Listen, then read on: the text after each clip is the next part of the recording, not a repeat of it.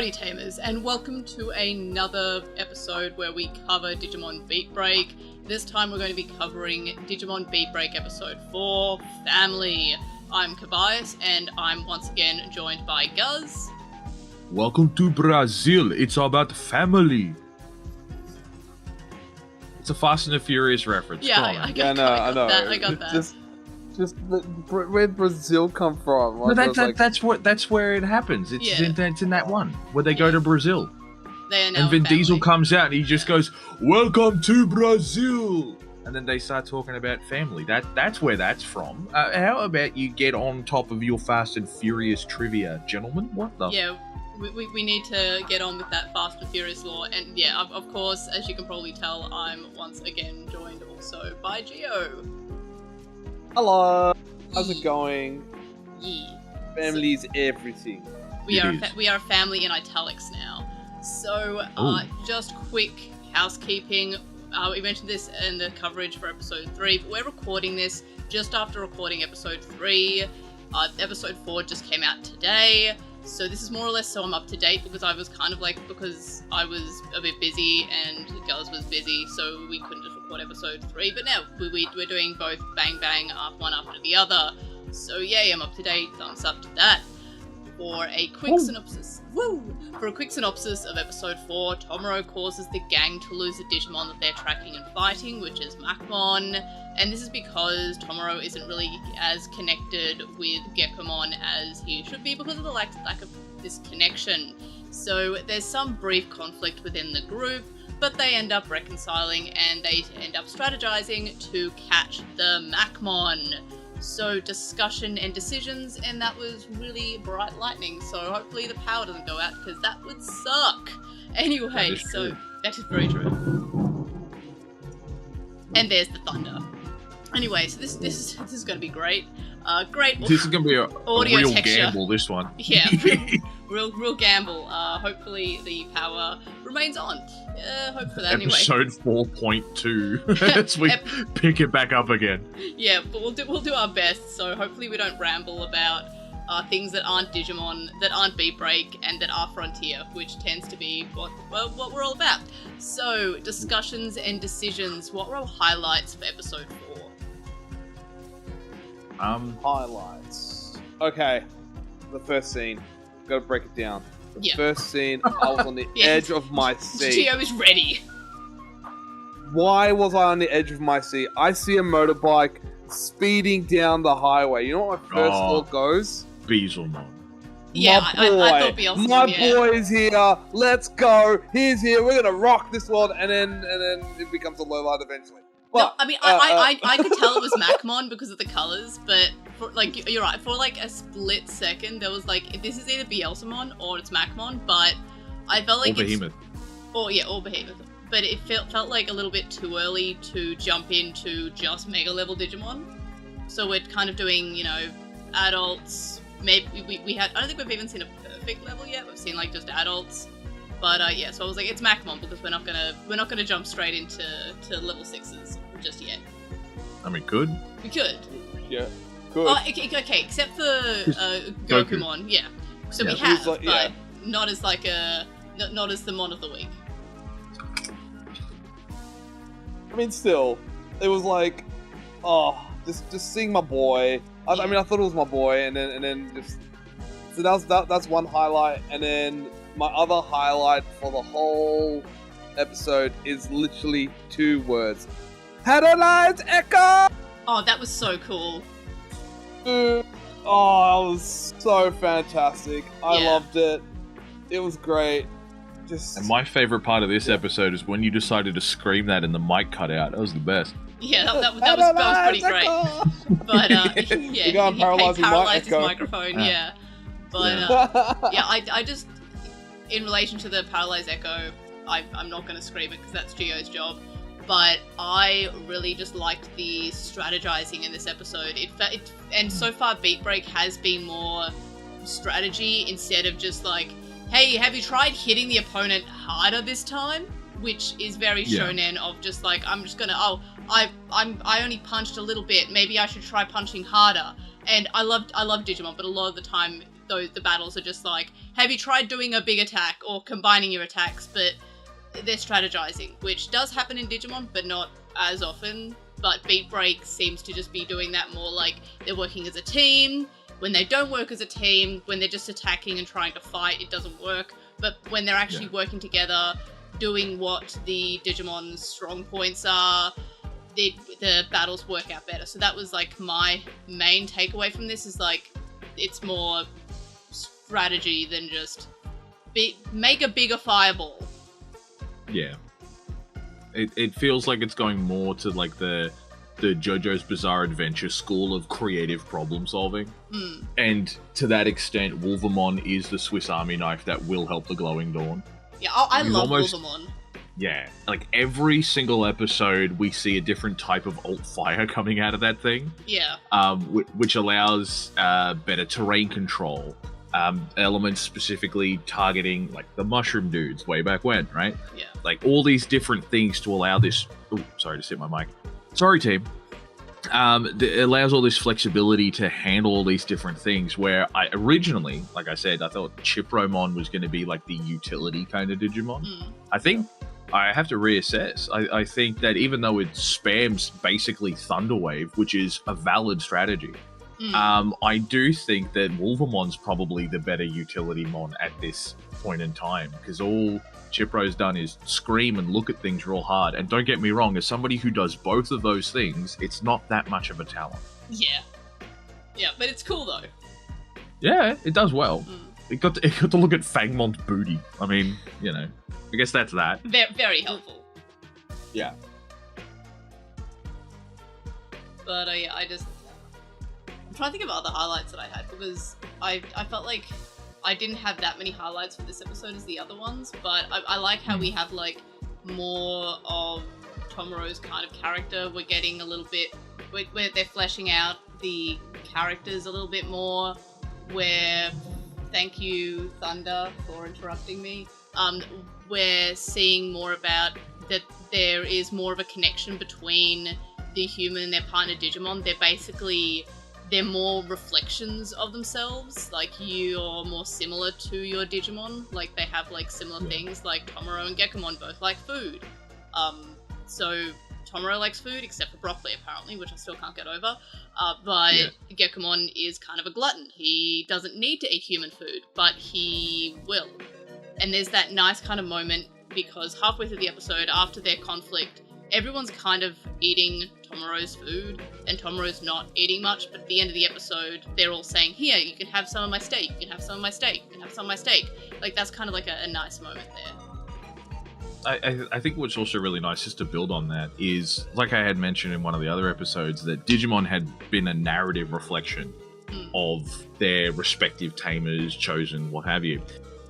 This time, they actually have a character sit there and directly address that and say, no, this is 100% the case. So much like we said that they're, taking away some of the subtlety of the Digimon need you to survive kind of thing, they're doing that as well by saying, no, these are literally you. And if you were to sit there and say, oh yeah, cool, Toma just really likes to eat. Like, all right, well, what's a version of him that's sort of cranked up to 11? Do you know what I mean? And that version, and that's also choosing a particular trait, would then be his hunger. So that's obviously going to be something that's a defining trait for him. We could see that as well with, I think it's Mikado, something like that? Mikado, the little one. Yeah, like very analytic, very intelligent. So Shipromon does a lot of that sort of analytical thinking and that on the side, right? And so you've also got Reina, who we find out basically street kid, orphan kind of type. So that flexibility of Wolvermon is inherently her flexibility to survive and to adapt and to overcome a lot of these challenges. So what's going to be really interesting coming down the line is what about Kyo as a character trait has been cranked up to 11 to be represented in his partner Digimon. Edgelord with big sword. Well, that's not really... That's a character design choice. That's not a trait. No, that's what it is. Like, it's all about being the edgelord. I feel like they're kind of like both rather level-headed. Yeah. I mean, but that's kind of boring, right? Like, it needs to be something else. It needs to be something that can do something. But it's because of that I don't like Kyo. He's just, as a character, he's just bland. At the moment. Yeah. I can, like, from episode 4, there's something going on that we don't know about yet. I have the feeling, like, it feels like it's, again, in the episode 3 coverage that we did, I mentioned that he's got some scars on, like, around his neck. So I think there might be something that happened to him, and, like, you know, he went away on mysterious business. And that's that. While yes, it did further the plot for the episode of, you know, Rain as the leader for the episode, so she had to kind of direct things and it didn't go so well, so it did further the plot. But there's also got to be a reason about where did he go. Is he checking on Asuka? Is he, like, you know, is he problem solving? Is he doing his own thing? Does he have something that he's hiding from the team? So I'm not, like, you know, I'm not willing to pass judgment on, like, him just being kind of like the older kind of character who's just level-headed and that's his personality. I still think there's something that we'll learn from him, like something bad has happened to him or will happen to him or is happening to him. Again, I mentioned this in episode 3's coverage, but a lot of people are expecting him to end up being the dark one, even though it could, jury's still out, it could be Tomoro who ends up being the dark one, there could be no dark one, but if there's going to be a dark one, it's either going to be Tomoro or Kyo. We also get some really weird world choices as well in the episode, right? Like, obviously, more towards the end, we see the old fella, Analog Man, in the analog car, going along, Yoshimura.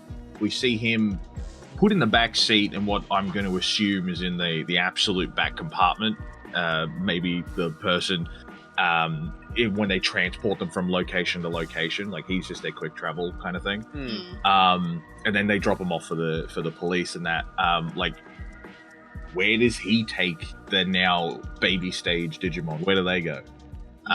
Maybe the cars run on gas, because if it has anything digital, those in training Digimon can go rogue and take over the car, right?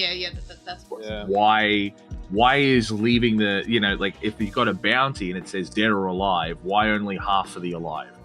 What's happening there? Like, are you actually expected to delete he's Digimon? taking them to the glue factory. They're getting turned into And then they're being put into a USB into a drawer. That's and then we're putting the USB drawer.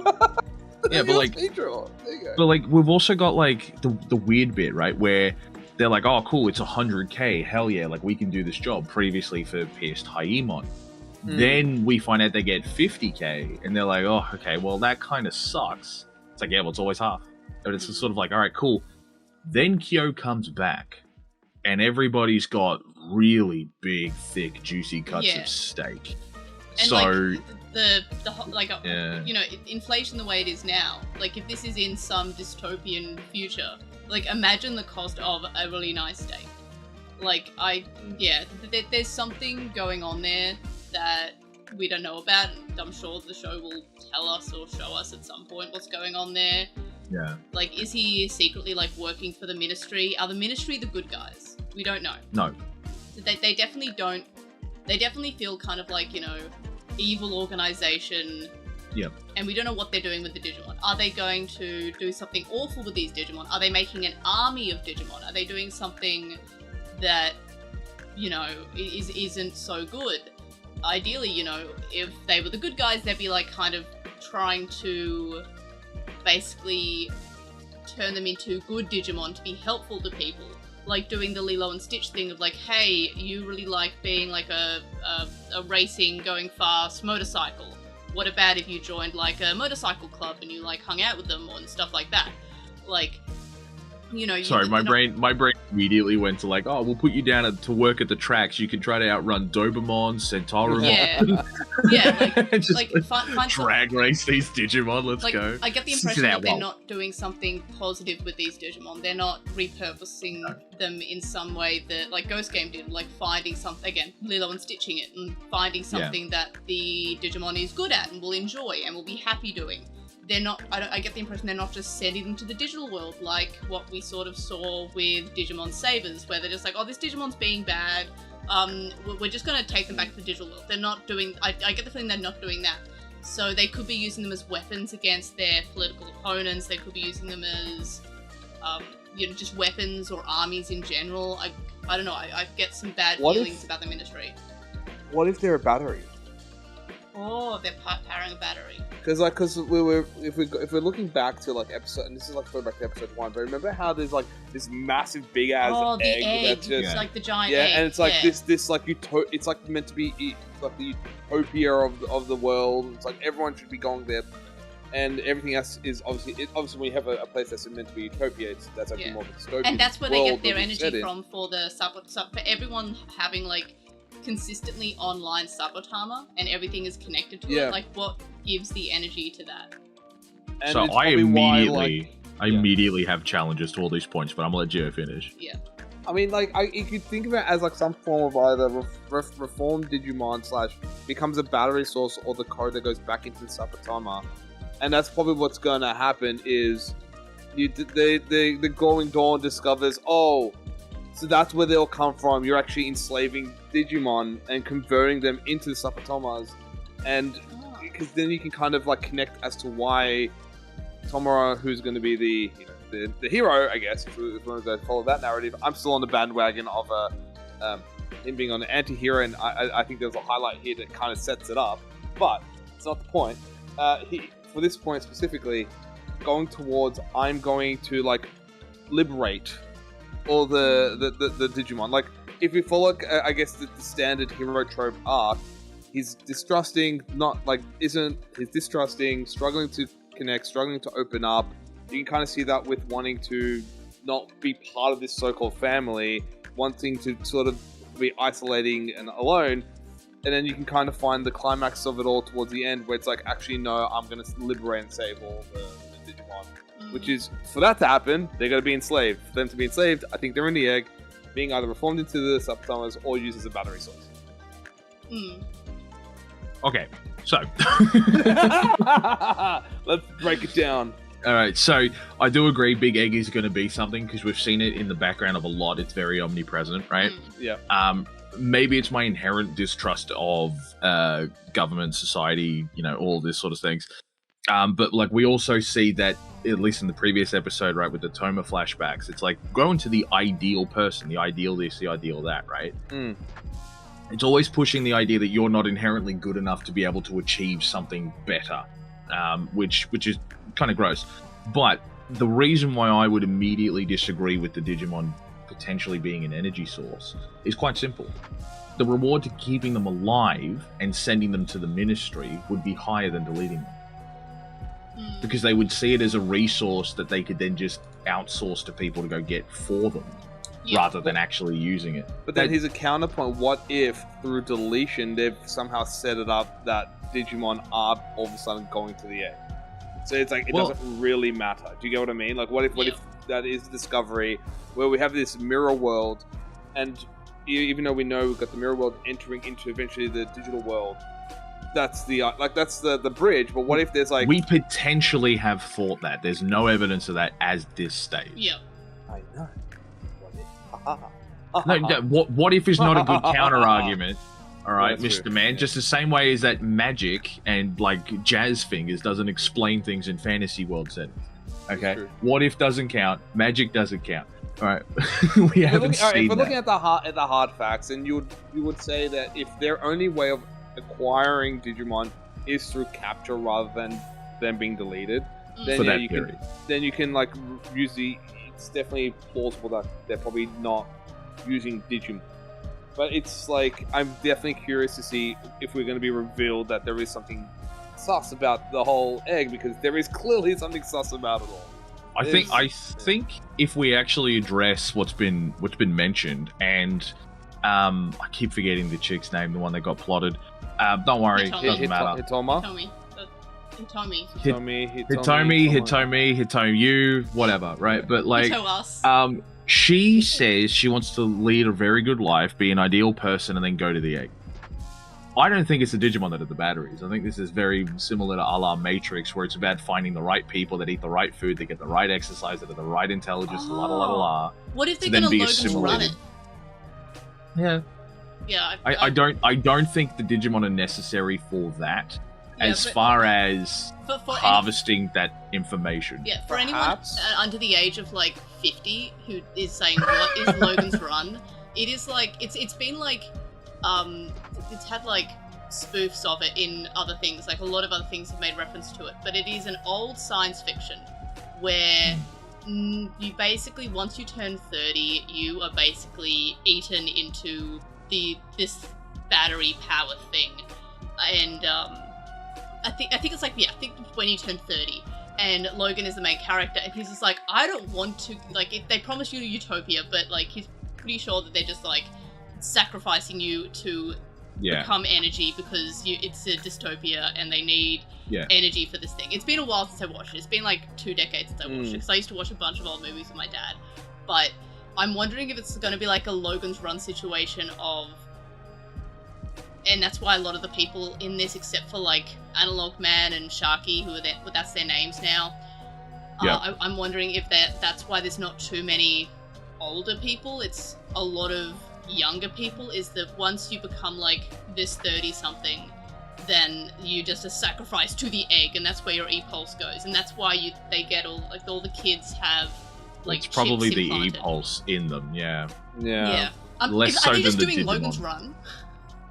They could be. I mean, don't get me wrong, they did the same thing in Snowpiercer, and yes, you can watch the movie if you want, but like they basically train the kids at a very young age to do a specific hand movement because they no longer have a piece of machinery to run the train that is called Snowpiercer. So then certain children are allowed to, quote-unquote, ascend to become the leaders of society, which is not actually true. They just get stuck down into a compartment where they have to grab something and pull it and twist it at the same time, and then just keep repeating that action until death, and then they just get replaced with another kid in the when they get too old or die or whatever. So like, for me, I don't see the Digimon being necessary. Again, I think the evidence would be in the bounties. I see it being another angle. Yeah, it's Logan because this is an idyllic dystopia. I said that right off the beginning. It looks like an ideal world, but it's not. That's the trap. Yeah, it's like it's a utopia, like it's dystopia that presents itself as utopia. Exactly, and that's going to be the really interesting thing, to see it sort of pivot and turn around like that. For me, at least, because I love that kind of story. I love that kind of jazz, man. I'm all about that. So then, do you think Kyo knows more than he's letting on?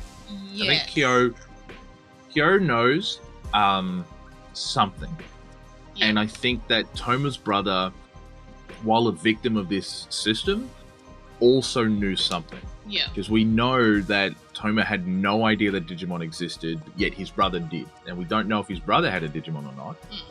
We just don't. We're going to assume that he doesn't because we haven't been shown that. Because he does. It's going to be Itmon again, because they're just going to take the famous. I want. No, what would be really funny if it was Gokumon the whole time, but look, it's either going to be Haimon, maybe, or that'd be funny. That'd be really funny, or probably Gokumon. It could be interesting if it's a Gokumon. But I think Kyo maybe would have recognized it, instead of having that weird sort of conversation. Because he's so, like, stone-faced, level-headed character. If he was just internalizing, like, there was no recognition because he didn't want anyone to see any level of recognition that he had.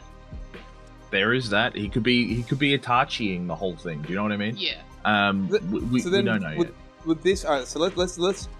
I like this thought experiment, because this thought experiment is actually hilariously great.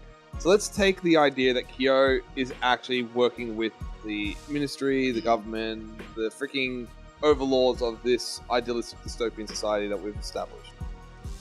Could then that mean him not wanting things to die, the Digimon to die, adds another layer to this wonderful cake that we're cooking? It was very stern about that sort of, we don't kill Digimon because we need them for the battery. Like, that's the part that was omitted. Because in every other instance we're interacting with Kyo, it's chill, very, like, calm, suave, relaxed. But in that one scene at the end of episode 3, it was like a very, like, no, foot down firmness, right? Well, we also had the beginnings of a Dark Digivolution.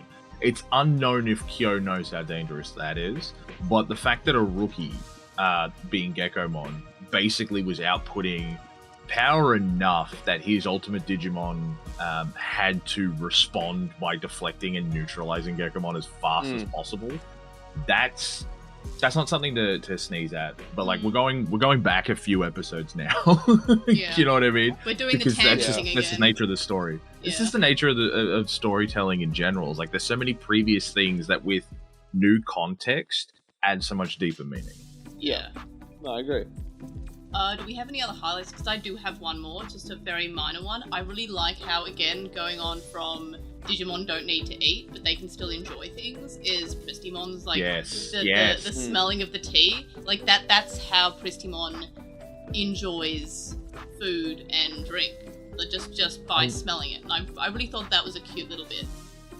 I think that Pistimon's got sensors, like, I know it's very obvious that they've got sensors on their forehead, but I think they're also like scent sensors, which is why they sort of like rub their head and like inhale it up, right? They're not just gesturing to their nose, they're gesturing, and maybe it's a quirk of the animation, maybe I'm reading too much into it, but they gesture that the wafting of the tea smell across their face, as if to enjoy it in multiple different ways. I think it's adorable.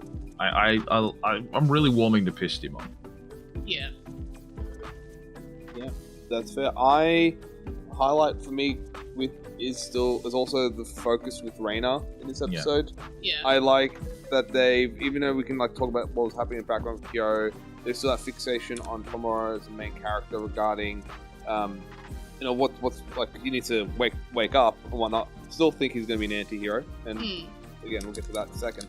But I really liked how with Reina they're pushing like a leadership role, and I like that. You know, like something where she's gonna be like she's stepping up. She's like, I'm gonna take charge, and showcases like a good quality where I don't know. It felt nice. We're learning more about the characters, and I think we're gonna have Mikado hopefully come up soon because whether this person is a blank slate too, we know nothing.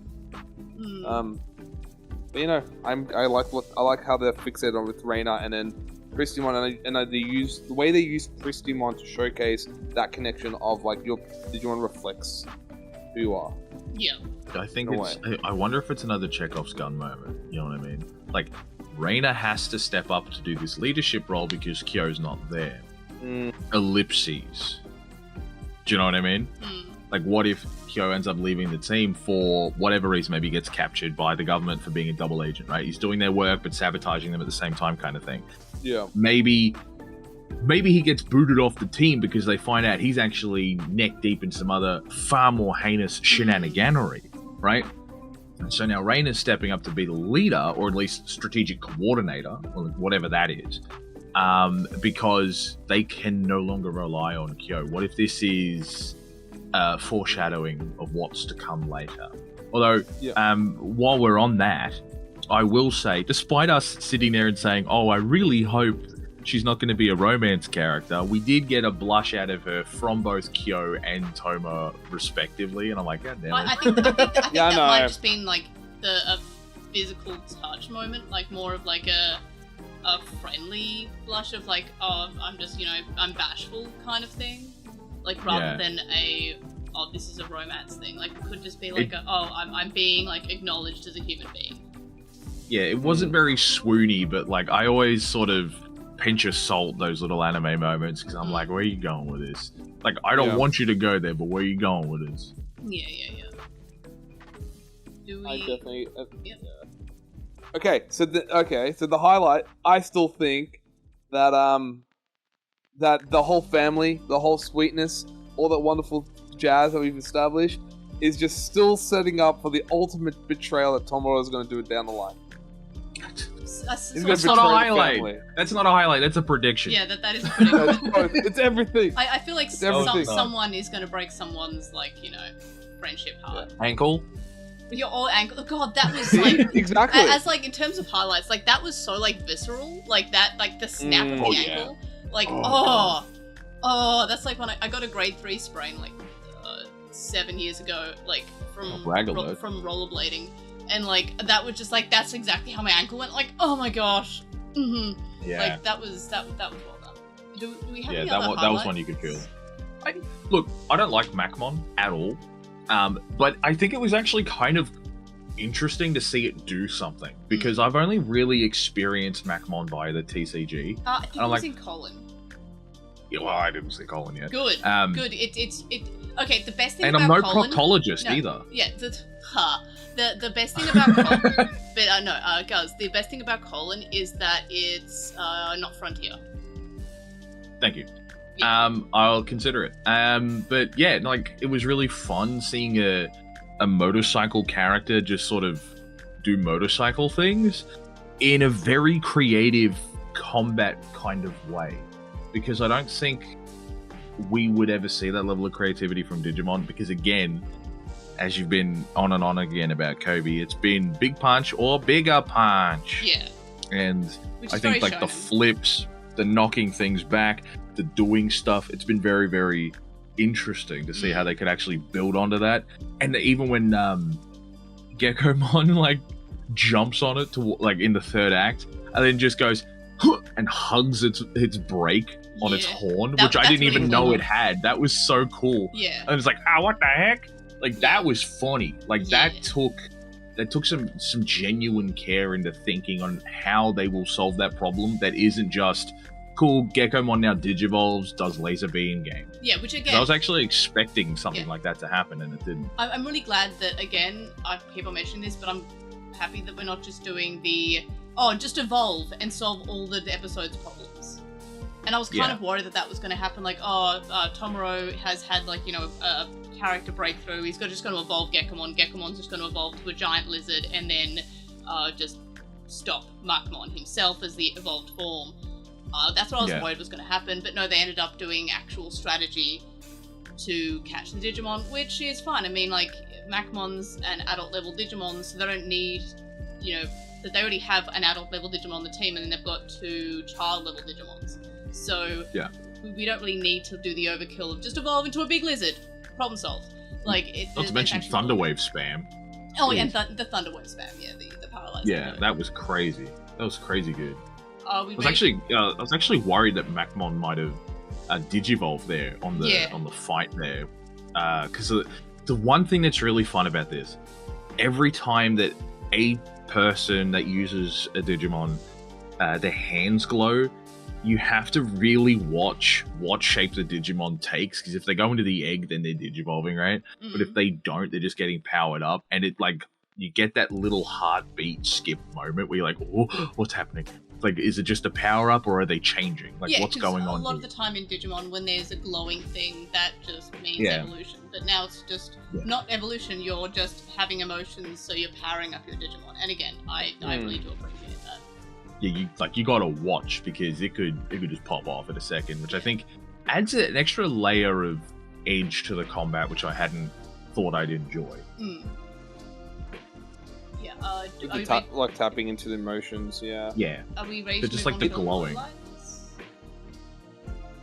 Low lights? Okay, we could. And you know, you guys like Macmon. That was my low light. It's like hold on. I did not say I liked it. I said I like what they did with it. Yeah, me too. Yeah.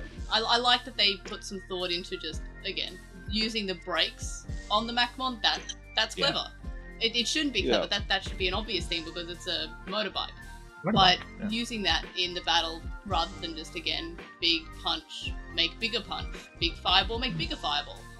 Like, it just felt a lot more important than just that. But I get what you just wanted to be Bielsamon.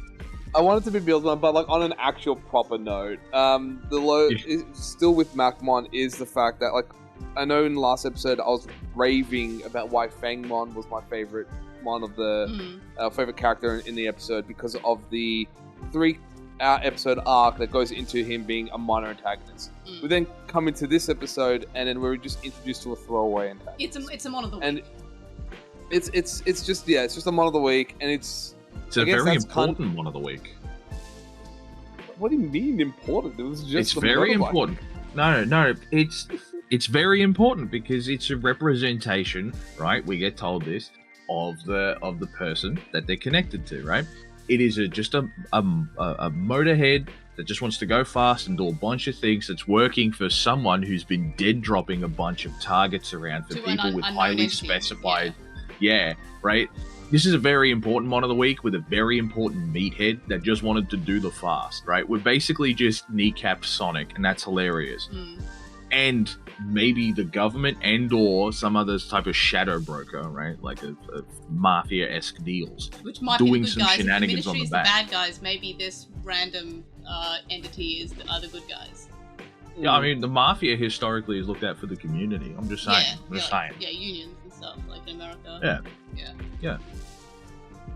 So, But, I guess so. Like with the black envelope does salvage it a little bit, but that's just because it's still it's connecting or it becomes a breadcrumb. Yeah, it's more. That's where the low light of it is.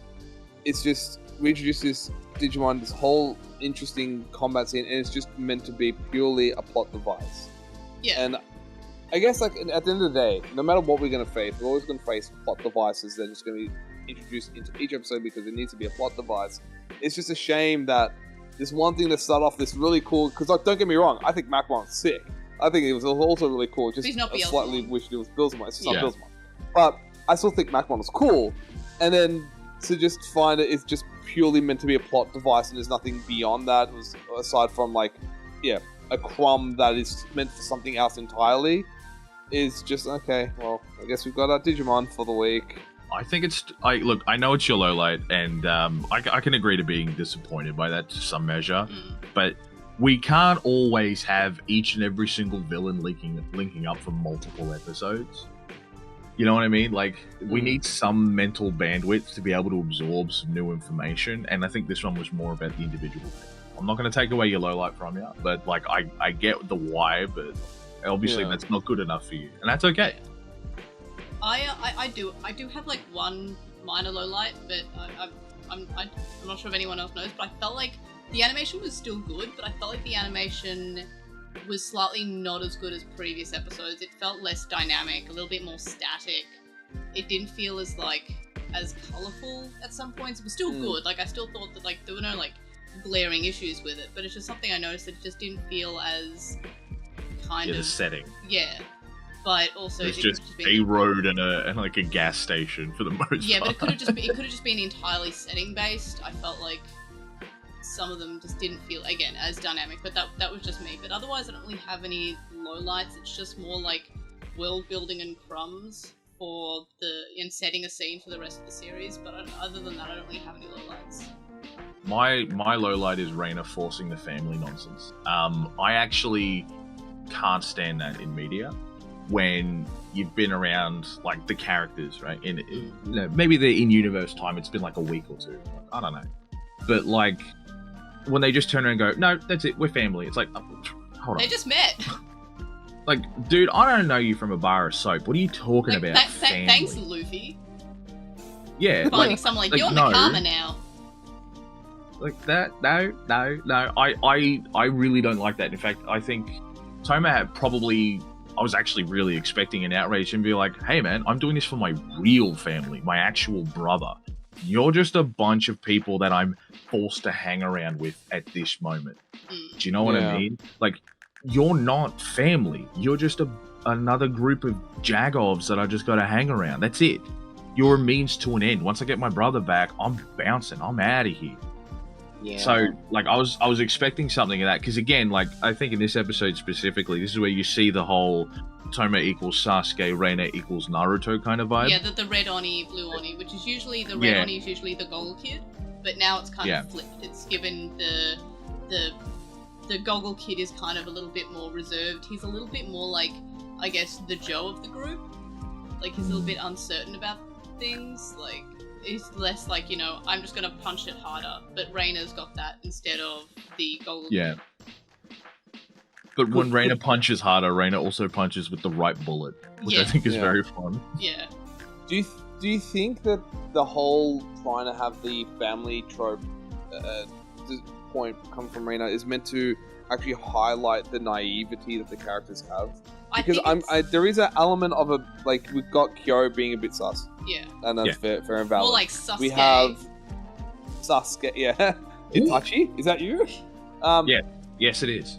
But I wonder if the narrative of pushing family and just accepting what it is, being just very basic and simple, is just meant to actually highlight they're still kids who are still naive. Yeah. And I wonder if that's probably something that might be explored in that front, because you're right. You don't just turn around and be like, hey, I just met you and this is crazy, but here's my glowing dawn, so you're my brother now. I mean, be my family. That's be my family. Yeah, but that's happened a lot in Digimon, except for, like, I guess Tamers, where they meet the cast and then they immediately become best friends and they work together. But just on the family point, in defense of Reina, because it's kind of revealed that she doesn't have a family, they revealed that this episode, I'm wondering if she's pushing the family thing because this is the closest she has to having a family. Like, they get to eat together, they get to, like, you know, experience life together. So that's why she's kind of pushing that. Oh no, I get it. Yeah. Like, we get that explained in the episode there as well. And again, that's fine, that's fair. However, it's just something that bugs me. Like, episode 4? Like, that's too early for me. Like, if you want to talk episode 10, maybe 15, once we've had a few more adventures under our belt, a few more takedowns, a little bit of other bits of teamwork where the characters actually grow closer together, I think that's when we can start having that conversation, because for me, there's just not enough glue to hold that argument or that angle together. And that's just, maybe that's me being old and cynical, because I'm allowed to be. Yeah. But, you know, it just irks me. That's all. Yeah. That's my low light. I'm just like, don't force this yet. Like, you give me a couple more episodes. Or, like, you know, Luffy running around and going, I like skeleton funny. Yeah, 100%. I'm on board with that frame 1. Yeah. That's truth. I can get on board with that. Yeah. But yeah, the family Reina thing, nah, that ain't no vibe for me. Do we have any other lowlights? Not come into mind, or like not even from post-reflection. I think for me, everything that was a low light discussed. I'm good. Okay, moving on to favourite character, I'm going to be boring and say Gekomon again. I really like Gekomon. You're just adorable. You have to choose a second favourite, Kobe. We have to. You can't just keep saying Gekomon. Okay, Pristimon because of the T. Fine. Okay, I'm changing it. I'm typing it in. Pristimon. Okay. Nice. That's my choice. I'm writing it in. I'm getting rid of where I wrote Gekomon and I'm writing Pristimon. Okay. Brilliant. Guz, who's your favourite? The mushroom guys. No. They weren't in this episode. Last week's yes. The week before yes. Not episode 4. No. I guess actually Yoshimaru. Analog Man. Yeah. I actually really like that he just sort of rolls up and supports the team, and it's really more of a no questions asked kind of thing. Yeah. Like, he did a little bit more background work that wasn't just, hey, I'm giving Toma a lift to the plot. Yeah. I don't know, man. I know I'm supposed to like Reina because it's the Reina episode. I feel like we're going to get a more lore dump for her. I think this was just, like, again, breadcrumbs. Yeah, but, like, it's a really weird sort of backhanded compliment for her as well. Do you know what I mean? Like, it's sort of like, oh, it's because she's chronically alone, she needs you. By the way, she's capable in battle. It's sort of like, what? Yeah. It's like, I really want it better for Reina. Said that for, like, to be her episode. Yeah, that's valid. I mean, Chipromon's probably the MVP answer, just because of the autistic screech. Basically stole my answer there, yeah. You can still pick Chipromon. Yeah, you can still pick Chipro. Is that your choice, Geo?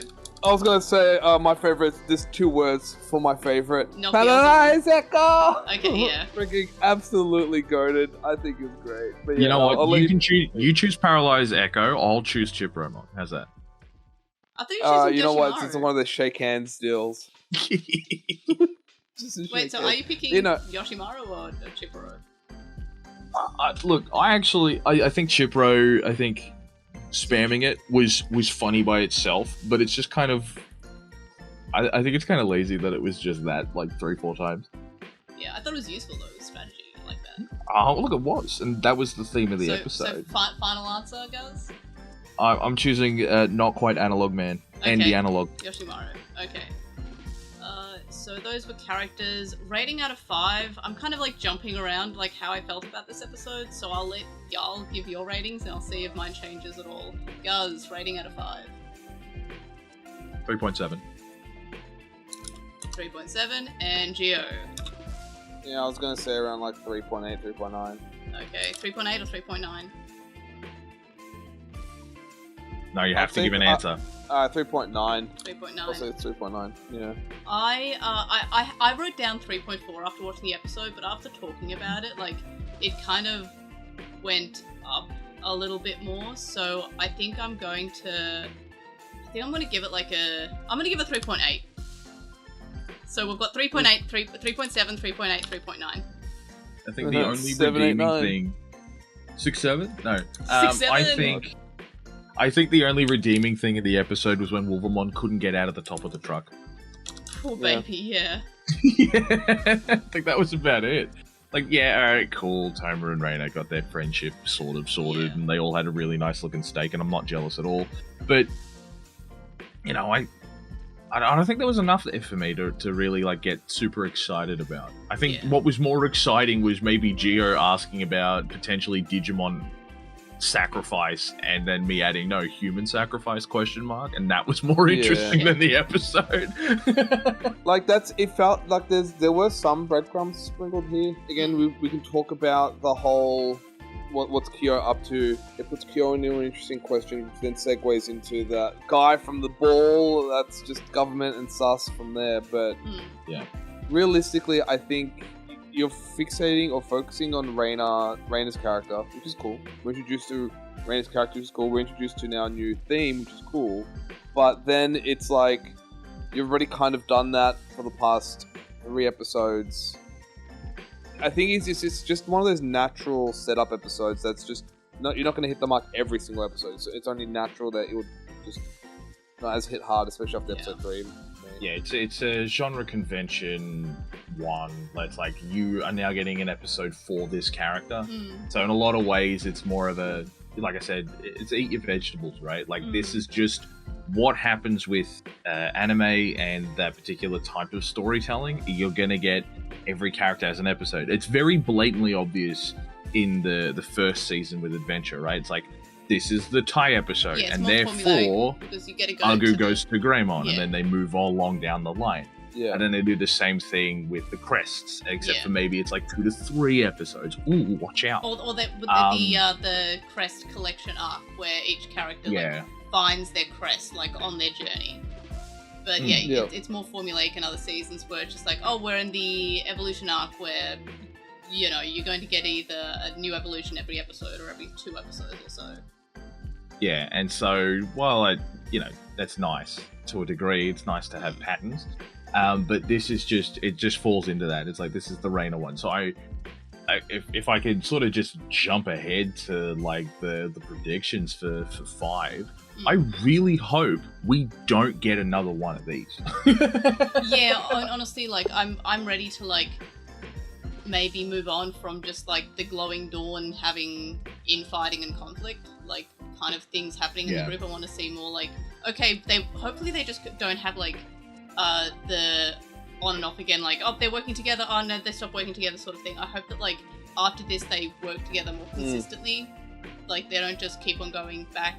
Like, in Digimon Tamers, they have like several episodes where it's just like Renamon and Ruki kind of like having a disagreement, and they do like there are 2 episodes that are more or less identical because of that. So I hope we don't just do like, oh, they have conflict every 3 episodes or something.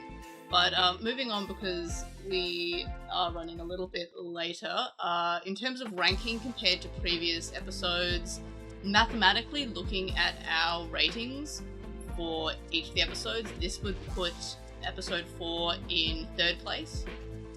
So it is, so because like our ratings of episode 2 was 3.7 and 3.5, so episode 4 is just a little bit higher with 3.8, 3.7, 3.9, so an average of 3.7, whereas episode 2 has an average of 3.6.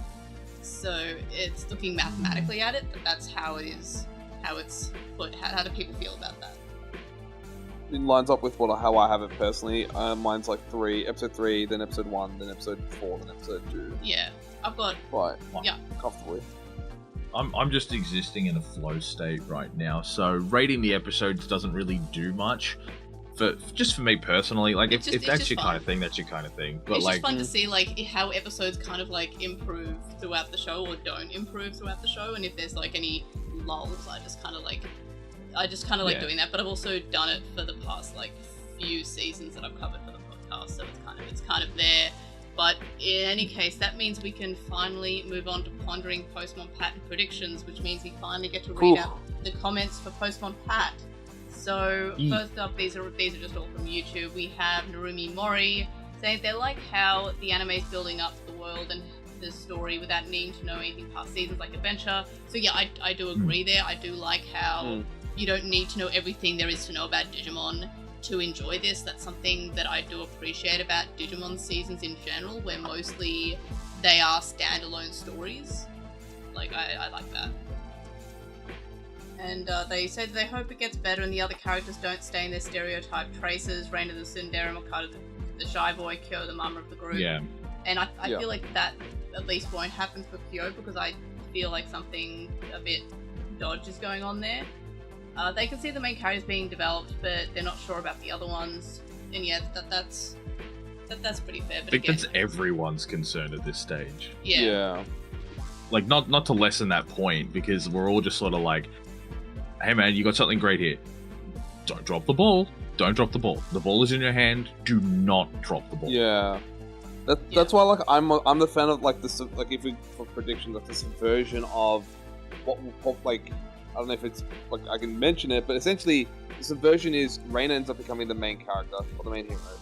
You got Mikado being the Joe or the Matt of the team. You got Reina as like the goggles, and Tomoro, who's meant to be initially the original main character, ends up being the actual main antagonist. Yeah, what you think the big twist is going to be? Tomoro turns around, kills Kyo, or deletes his Digimon, or puts him in plot sickness, whatever. Reina steps up, and then you got Mikado over there with the bat that just keeps trying to stunlock Geckomon's ultimate stage. I mean, like it's setting up. There is set up for betrayal. Like this whole narrative specifically centering on, French family connection, unity. It's just a domino that's set up for, again, the M. Night Shyamalan twist. It better not be an M. Night Shyamalan or Ding Dong twist. I hate that man. I know. Oh god, I could scream. It's just obviously, like, this is wanting a subversion, something that's just not the generic, predictable arc that's bound to happen. There is a setup for that, which is cool, and I kind of want that. Well, I like that the Reina episode was an episode and not a 6-episode arc. Yeah. Or like an 18-episode arc, like in One Piece, where we stayed with Usopp for what felt like 3 years. Yeah, I'm sure we'll get more like crumbs for like her personality and her character as the show goes on. But speaking of One Piece, we have more One Piece spotting from the voice actors. Oh yeah. From Lazy Croconaw. And it's Gokumon is Senior Pink. So I sent that to Guz after I read the comment, and I was like, oh my god! Like, Senor Pink. You're truly hard-boiled. But Lazy Croconaw is also saying that it's they're predicting that Tomoro is going to get a dark evolution, which feels very likely at this point, unless they just completely subvert expectations and they just ignore that. Like, they just have, like, he sometimes goes berserk, but he doesn't actually dark evolve. But it's like Mikado stubs his toe one day, and then Chipromon becomes like a Skullgreymon. It'd be hilarious. It becomes Myotismon because it's a bat. Yeah. We also made M cringe spice because we were doing in our episode 2 coverage. We were doing all like apparently very dead things because Yeet and Dabbing have been dead for the better part of the decade, and that's what I kind of like mentioned. Yeah. Oh, thank goodness. We were saying Yeet and we were dabbing, and we were saying Yeet. You dabbed. Okay, I want to make that very clear. I dabbed. And you also forgot. You also forgot cooked. I think was one of the cooked, youth words. Yeah, based. But the kids still say based. I think it's still based. I mean... I don't know, I guess it's more aura farming. Aura farming? Is that like T-posing? Sort of. I think if you have to ask... You if you have to ask, you know what I mean? Yeah. If you have to ask, what the youth do. But yeah, so I apologise for the cringing there. I don't. We have Bent Archer who says, more like Beat hit the brakes right. Thoughts are that they like Beat Breaks, grabbing themes from other seasons with the hopes that it uses them to forge its own identity. Absolutely agree. Tomorrow's breakdown with how he also calm about this, refreshing. And yeah, I do like that when the characters have kind of like a realistic view. Like, I loved whenever in Adventure 1999 where we had Joe just being like, there are monsters? How is everyone being so like calm about this? Like, there are monsters that want to kill us. Yo. Like, that is also refreshing to see. One ought to say that Joe is quite based. He's very based. And Blue Pilled, is it based in Blue Pilled? Again, if I have to ask, I'm cooked. Yeah. Anyway. Oh, you're old. Yeah, I'm old. I'm old and back to the retirement home for you, Granny. Grandpa. So pick one, Geo. All of them, all the words. You got all the words. Grand everyone. Grand everyone. Grand Gale. Grand Great. Hey. Emphasis on the gay. Anyway. Thanks, Guz. And then it says anyway. Also BeatBreak. So refreshing. Haven't seen the cast act realistically since Joe, and that's basically it for Postmon Pat. So that means we're almost done. So lastly, predictions. Next week's episode is episode 5, and it's called Half and Half. What do we think might happen? Boy, do I have a potential prediction. Oh yeah, go Oreos. Okay. Let me set the scene. Okay, hold on. So we were introduced to Gokumon, right? Like a couple episodes back. Now, we're all avid Digimon TCG players. So, Gokumon in the TCG is part of the Shaka line, and it's part of the whole Digicross mechanic. Now, going into this episode specifically, we're talking about, yes, we mentioned that Reina has the utility to just about solo anything herself. Yeah. With Wolvermon is a one wolf team. But yet Wolverine. It's not a wolf. They're Wolverine. One Wolverine team. But essentially, they emphasized the unity of having to have Tomoro and Gekomon and Makato with Shirotmon together. And so, what if, with the whole idea is they don't really actually digivolve beyond Ultimate. There's no like their level 5 or level 6 Digimon, but it actually goes into a Digicross. Oh yeah. Yeah. That's my prediction. Yeah. My prediction, Digicrossing, because Gokumon, then with the Digicrossing, you have that unity to Shaka. Similar thing with this team, and so those three will they have their combination. Yeah, I see what you mean. Possibly. I would personally hate another season that does fusions. I just can't. That's just me. My prediction for the half and half, because the titles are a really good giveaway.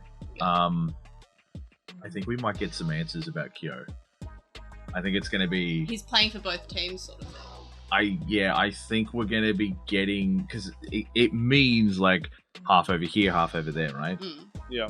I think, while it could be fusion, which, again, I would loathe, because I don't want another Pale Dramon. Can we just not? Or Dino Beamon? I'm not thinking about DNA Digivolve. I'm talking about, like, actual, just straight up Digicrossing. Yeah, but like that was for Cross Wars specifically, right? So I'm really hoping we don't get that. But I think we could find that other half of this puzzle, right? Like, we've got a semi-shady environment that we're in, right? Like, Digimon aren't public news. People can't just go anywhere to find jobs for cleaners. You have to know someone who's in the know, who knows another guy that's official, that's over here, that's in a seedy bar that allows children to come in and order chocolate milk or something. I don't know. But then they've got what looks like a padded room for asylum screamers that's also doubling as a projection room in the back of the bar, which is hilarious to me. But I think we're going to get that sort of darker, seedier bit that Kyo, strictly because he has access to this Ultimates level 5, this perfect Digimon. That's going to, or adult. No. Yeah, no, it's perfect, right? Yeah, so it goes child, adult, perfect, mega. That's it, yeah. So then I think we're going to get that other half of what's kind of going on. I reckon this is going to be a little bit more world building, a little bit more questions. I think there's probably going to be a really, really tense moment where maybe the team finds out something Kyo didn't want them to know. Yeah. And there's just going to be this weird sort of moment again with like the silence lockdown, just reinforcing, I'm team leader, this is what we're doing, nut up and shut up. Full stop. Yeah.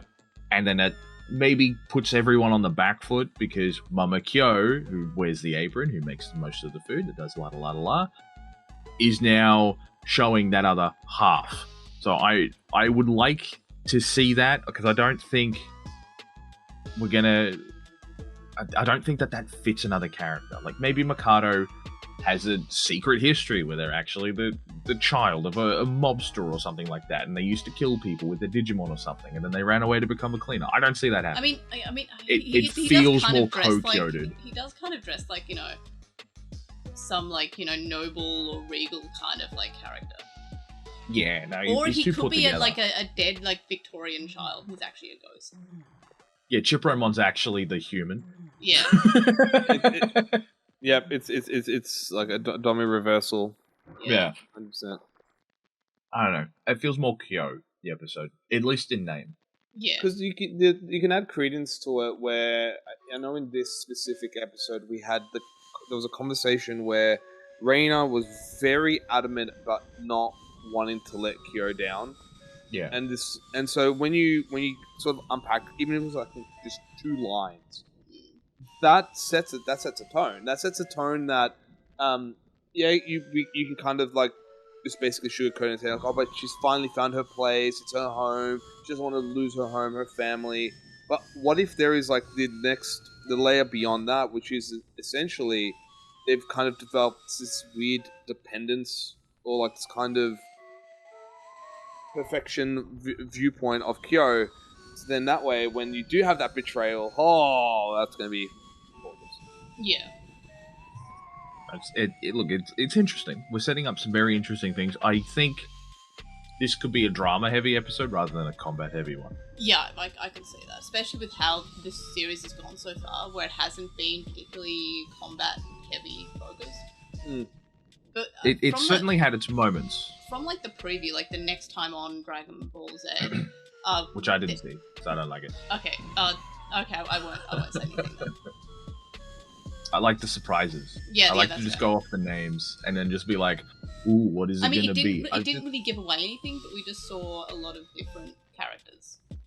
What if we're being, instead of like half and half, we're talking about this whole time we've had focus on one half of the world, which is outside of the egg. What if next episode the narrative's taking place with inside the egg, the other half of the world? Oh yeah. Oh, you mean like the big egg?